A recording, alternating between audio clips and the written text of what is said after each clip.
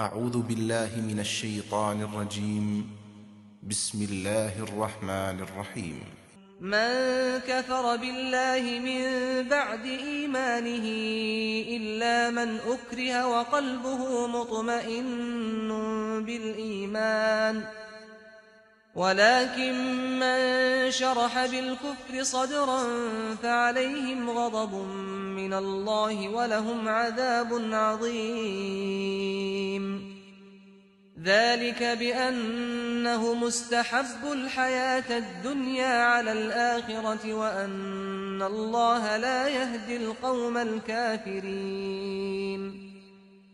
أولئك الذين طبع الله على قلوبهم وسمعهم وأبصارهم وأولئك هم الغافلون.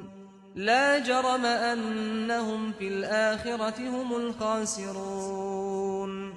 ایمان والو، تم میں سے جو اپنے ایمان لانے کے بعد اللہ سے کفر کریں گے، انہیں اگر مجبور کیا گیا ہو اور ان کا دل ایمان پر مطمئن ہو تب تو کچھ مواخذہ نہیں، مگر جو کفر کے لیے سینہ کھول دیں گے ان پر اللہ کا غضب ہے اور انہیں بڑی سخت سزا ہوگی۔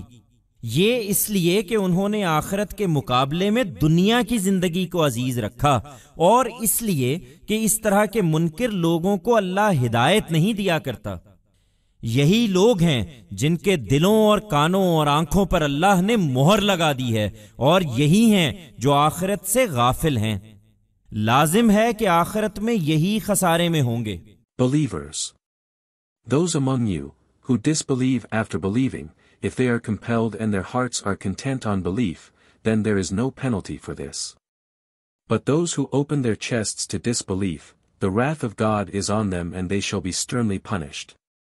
This is because they gave preference to this world over the hereafter and because God does not guide such disbelievers. It is these people on whose hearts, ears and eyes God has set a seal, and it is they who are negligent of the hereafter. Surely, they shall be the losers in the hereafter.